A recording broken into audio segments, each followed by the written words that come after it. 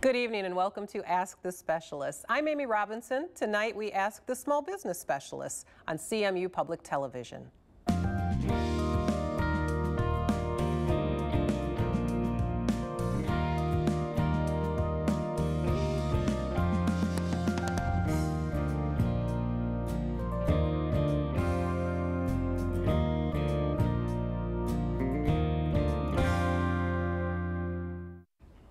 Tonight we ask the small business specialists on CMU Public Television. Your calls fuel this conversation, so please join us.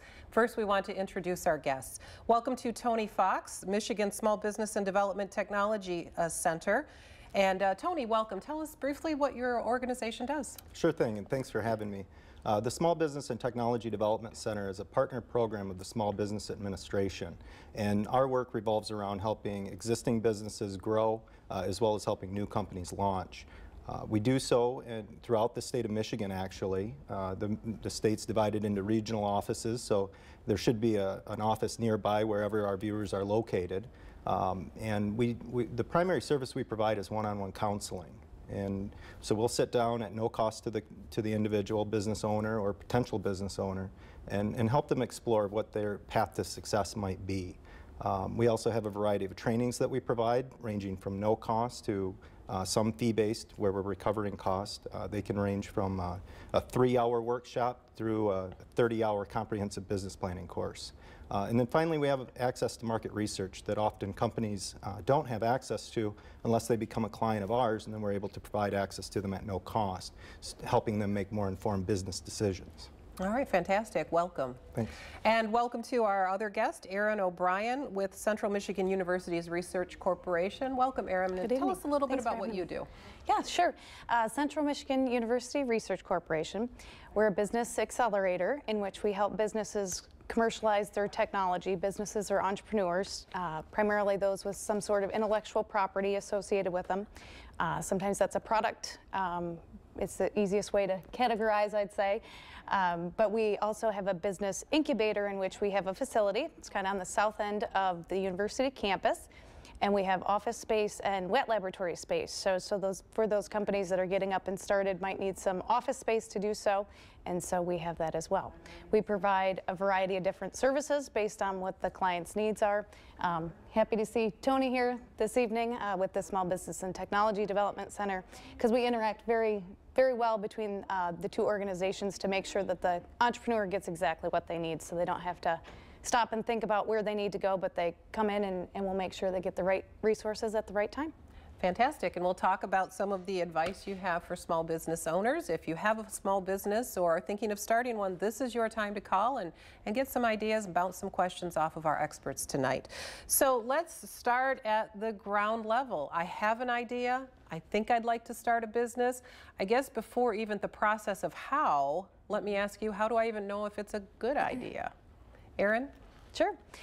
When you're thinking about a business, and again, what CMURC specializes in is more of those product-based organizations, those with the potential of high growth and high technology associated with those.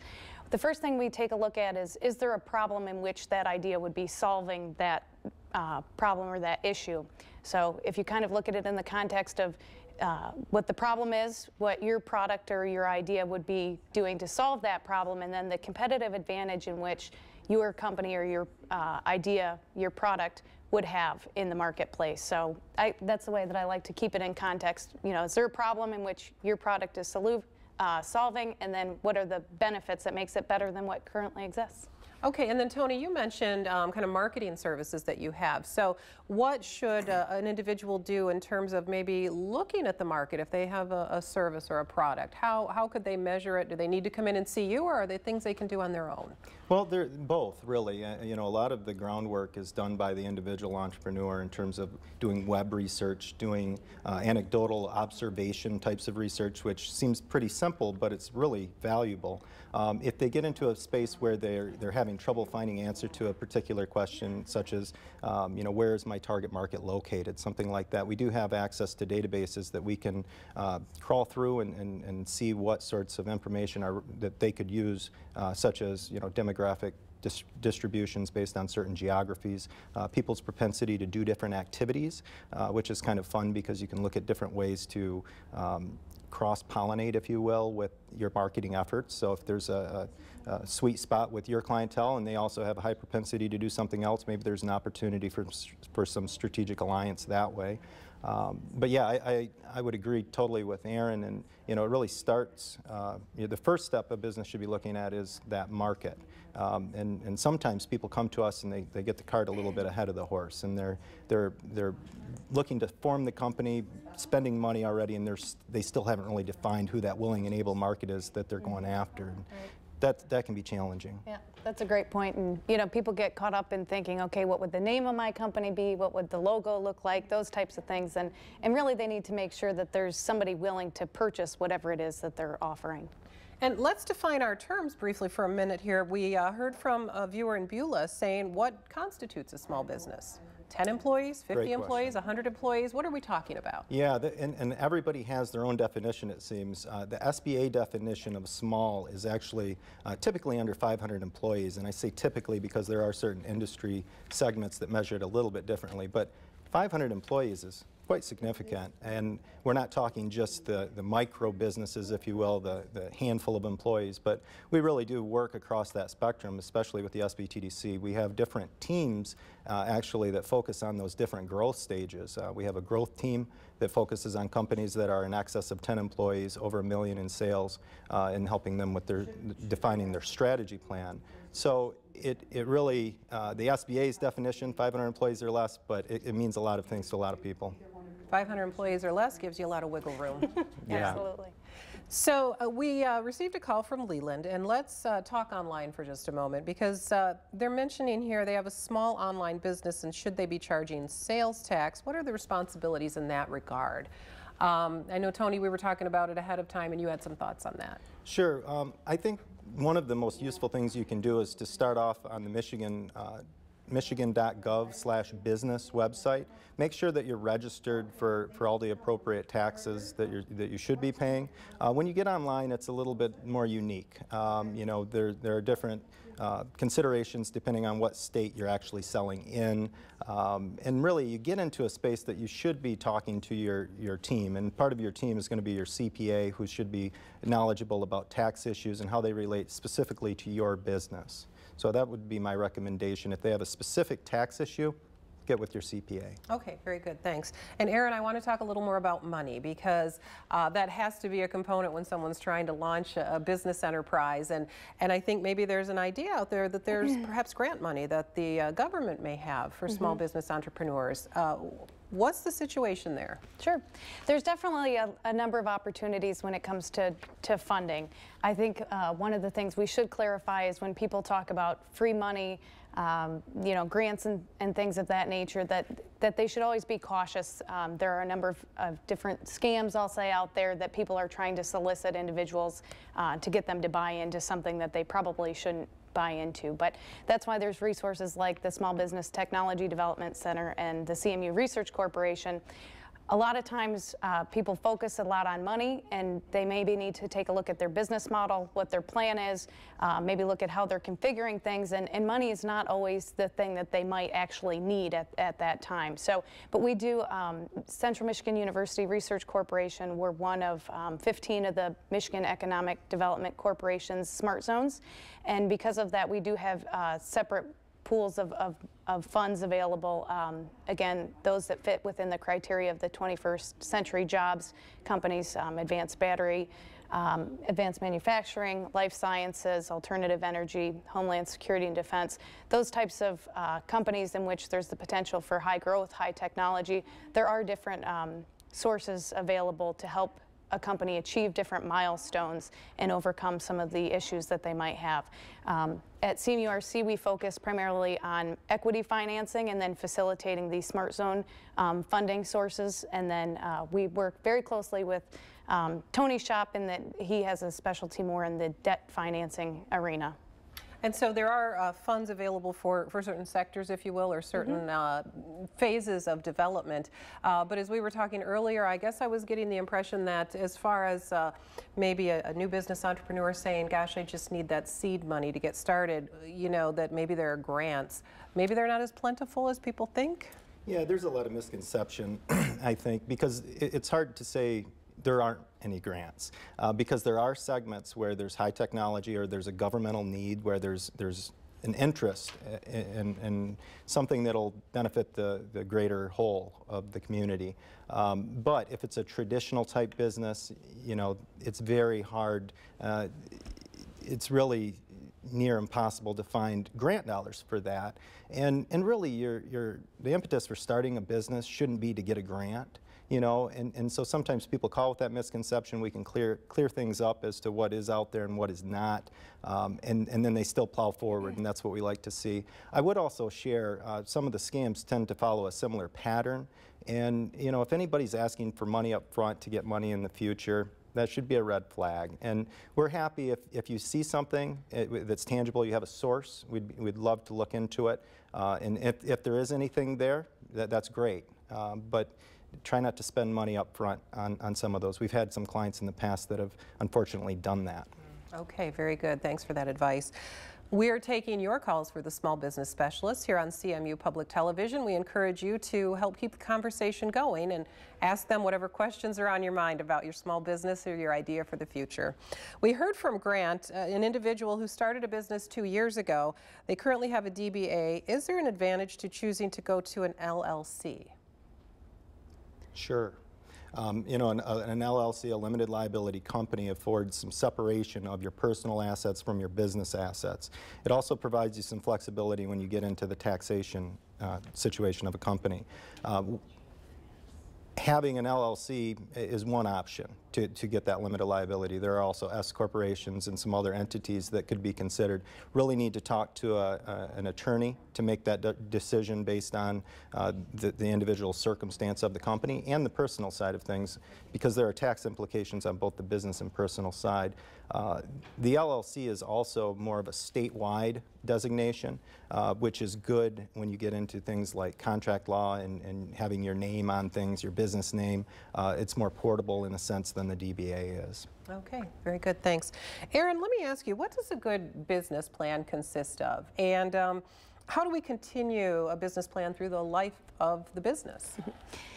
That's a good point. A business plan is always something that needs to be looked at and continue to evolve. A lot of times when we're working with companies, the business plan is a means for funding. Obviously, the components behind a business plan, when you're looking at the various pieces between operations, your competitive advantage, your marketing, who your actual customers are, all of those things are important in different realms. Again, the point in which I always emphasize with business plans is they're a means to funding. And besides that, you should spend your time working on your company, doing the right research, and going after, and again, taking a look at what your customer need actually is and how you can achieve that need and to become a successful company. All right, thanks. We heard from Auburn, someone asking, this viewer asking, what's the best way to market a service industry business? Tony? Well, it depends on who your target market is and what service it is. You know, if you can identify specific characteristics that are most advantageous and resonate best for what you're providing, and then you want to plan around that and really focus on them. When I talk with clients about target market, I like to say that, you know, the target market's where you're going to spend your time and your effort at trying to attract some clientele, but you know, at the end of the day, you're going to sell to the people who are going to buy from you. So you know, when you're thinking of your target market, you know, what works best for you, what resonates best with yourself if you're not sure where to start, and then test that in the marketplace. Mm-hmm. And I think with any industry, and Tony hit on it as far as a target market is considered, a lot of people think, oh, I have this product or service and I'll go ahead and everybody is my customer. And it really is important to do some research, to get those data points, and to really focus on one area in which you can make the biggest impact and spend your time. Otherwise, you might be chasing around a lot of people and getting nowhere. You know, you really circle back to this point quite a bit here. So is this a common mistake that maybe new entrepreneurs make? Is, you said, Erin, before, they maybe kind of get excited about their idea. Absolutely. And I think they need that energy, but maybe is that a step that gets commonly overlooked? Because I've heard you talk about it a few times now. Yeah, I would say that, again, you know, it's people, it's exciting. You have an idea, you have a product, you know, maybe you've made something and you're really excited to get it out there. And I think a lot of times people then view it with kind of rose-colored glasses, and they think, well, everybody wants this, and everybody's going to run out and buy this. And it really is important to stop and take a look. And, you know, the nice part is you can always test a few people out and say, hey, what do you think of this? And what do you think we can do to make it better? So obviously you need customers, so their points are the most important. All right. I think it's even quite natural with the service business, because if you're good at something, so good that somebody's willing to pay you for that, you start off with what you're doing. And then that sort of escalates into a business, and it becomes the full-time, you know, the full scope of what your focus is. And then you have to be able to pull yourself out of that and look at the business itself. So instead of working in the business, do some work on that business, and that's where you get into seeing some of these things emerge. And we have the frameworks to help people walk through that, because a lot of business owners haven't done a business plan per se, and while they're covering a lot of the bases in a business plan, there's some value in writing it down and reflecting on it and updating it quite frequently to be relevant. And it's easy to get bogged down on the day-to-day operations. A lot of times, an entrepreneur, you start bringing on employees, and then you start thinking about things like payroll and operations and management of those employees. And it is really important that they step outside to continue to allow their company to grow and to continue to push it forward instead of getting bogged down. And those are some of the things that we can help them take a look at and make sure that they're aware of all the different things they need to be thinking about. If you have an idea in your head and you're excited to get going with a business, we have the experts here to help you figure out some of the nuts and bolts. Give us a call and join in the conversation with our small business experts tonight on CMU Public Television. Now, when we're talking about marketing and identifying your audience, two businesses come to my mind. One is an individual I know who builds, you know, the large dumpsters, and they have the plastic lids. Well, he builds the plastic lids for dumpsters. So not what you typically think of as a glamorous business, but certainly one with a demand. It's, I understand, going well for him. And then the flip side, we have down the road in Clare, our little Cops and Donuts. You know, that's gotten a great deal of attention because they kind of tagged into this quirky idea. What do you typically see in a day? I mean, you're talking a lot of kind of serious products in your shop, and what do you find works most typically? Is it the serious, everybody needs one kind of product, or is you catch a quirky idea and you get lucky? Yeah, I always say that you never can tell when people come in the office. You never know which ideas are really going to make it.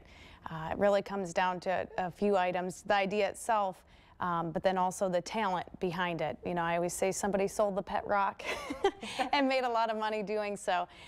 You know, what we work with at CMURC, and how I referred to earlier, talking about more product-based, and when you were talking about the gentleman that sells the lids, it reminded me of, one of the things we take a look at with companies is you have an idea, you have a product, and everybody just sees the product and then sees it in a consumer's hand. A lot of times with product-based companies, it's more of a B2B sale, a business-to-business sale, and so you might not be selling directly to that end consumer. So identifying the different people in that supply chain, who your actual customer is. Again, it might not be that person at the end of the day that's lifting the lid of the trash can, but it might be a trash can manufacturer that they'd want to partner with, or that would purchase that product. So again, multiple pieces and components involved with commercializing a product versus a service. What do you think, Tony? Can you spot a winner? No. You know, I'm not sure who to attribute the quote to, but on my wall, you know, an idea isn't worth really anything. It's the execution of that into something that's marketable and somebody's willing to buy. And that's it. So when you see an idea, it might be a great idea, but if there's not implementation that follows that idea, it's just that, an idea. You know, in terms of the types of companies we work with, it really runs the industry gamut. So we work with a handful of manufacturers, we work with retail companies, we work with service companies, and then some of the more niche markets as well, such as ag and the like. In terms of size standards, again, we work with companies who are pre-venture, right on through to a company that may be over 100 years old, and looking at how they can update and make things a little bit better in the current environment. Let me ask you, Erin, how important is the web for a new business owner, an entrepreneur? It's important. It really is. I mean, anymore when people hear about a company, a product, they Google it. You know, they Bing it. They search to find that product because they heard about it, or maybe somebody directed them that way. But the important part is the whole marketing plan in general. You know, that is one component. However, just because you build a website doesn't mean you're going to get traffic to it. So there's the other marketing components in which drives traffic to your website to see your product or whatever it is you have. There are multiple companies that are selling only on the web and are doing different social media and campaigns behind it as well. But it's holistically the marketing plan versus just the web and creating a website. So just something to keep in mind. So again, the web is a tool, but you need to indicate how and know how you're going to use it. Absolutely. And Tony, you were talking about a workshop coming up to help people with that very issue. Absolutely. We have actually some representatives from Google coming up November 27th to our Mount Pleasant Doane Center location. Registration information can be found on our website at michigansmallbusinesssuccess.org, so people can register right there and find the exact details. There are two different segments that we're offering, and the first is getting your business online, and then the afternoon session is actually for existing businesses who have a website to look at different ways and techniques that they can actually optimize that website to get more traffic and the right traffic. And again, yeah, the website is you know, a necessary thing, but surprisingly enough, a lot of companies still don't have a decent or any web presence at all, so that's sort of low-hanging fruit for getting a bit more competitive advantage. As we talk about businesses in Michigan and throughout the nation, we hear often about the healthcare industry. And we have a question here. It's fairly specific, but let's see what you can tell us about it, and maybe it'll branch into other issues as well. From Manistee, someone who'd like to open a home healthcare business, and in this instance, wondering where they would apply for a license. So can you talk about licensing or other thoughts that would go into that kind of business development? Sure. The first pass at any startup, you know, once you've found that you have a market and you sort of have a game plan to access that market, in the state of Michigan, we have a wonderful website. It's a one-stop shop for, I mentioned it earlier, for tax purposes, but also gets into some of the licensure needs. So that website is, again, michigan.gov/business. An individual sets up an account on that website, can go through, answer questions as it relates to their business, and they would get into the industry classification for that scenario. After they've answered all the questions, it produces a shopping cart, a virtual shopping cart that has different forms that need to be filled out. It gives you an estimated time as to how long it'll take to process that, and if there happens to be a cost associated with it, that's also included. So that's really handy to sit down and work through that process. Your output is then your action plan, to at least in the short term. Okay, thank you. And we have less than 5 minutes if you'd still like to get your questions in for our small business specialists. Erin, we have a question from Everett. What obstacles would you run into trying to franchise a small business? I think the key in franchising comes down to, again, what currently exists. You know, what are they trying to franchise? Would they be competing against? In a franchise model, you might have done something already. You might do it good, as Tony mentioned. You know, with a service company, you do it well. That's how you're in business. But the next step in taking it into a franchise is quite a bit more complicated. Just because you've proven it out in one location doesn't mean it would prove out in another location. There's many of varying factors between, again, location, what else exists, what else you'd be competing with. So in a franchise, there's multiple pieces. Comes down a lot to processes and procedures in your plan, in your training, in your procedures. So you've done it once, you've proven it, that's fantastic. Then, you know, document put it in writing, and then maybe try and open up 1 or 2 other pilot locations where you can prove it out a number of other times before you go into actually trying to franchise. Just because you have an idea doesn't mean you'll be able to sell those franchises. And there's many different franchising models as well. Those that continue to be owned by individuals and companies, and then those in which they're looking for other people to buy into their franchise. So multiple pieces, but all things we can help you with. Have you found any trends? Is it better to perhaps tap into a well-known existing franchise, or do new ones pan out well too? A new company with a newer franchise. Are you, just for clarification on the question, are you looking for, if you were interested in buying into a franchise, so maybe I want to open up a Fazoli's or something, and then you would purchase that, or I mean, a company that's been franchising for a long time. Is there strength and experience in getting into a company that's been doing this for a long time as opposed to a newer one? Right. Yeah, I think that anytime you can take a look at different case studies and what's been done, and kind of learn lessons from other people that have been there before, it's a good thing. I think a lot of it comes down to the individual. You know, everybody's unique, and I think certain franchises have more rigidity to them, which may resonate with some, but if somebody wants more flexibility, then they may look another direction. I think it's a great idea to talk to other franchise owners to see what their feel is about the franchisor. And we've had some clients that have explored that. And I think another scenario you want to look at is, you know, looking at the path of having a franchise, and also looking at the path of doing it independently, just so you see both scenarios. Right.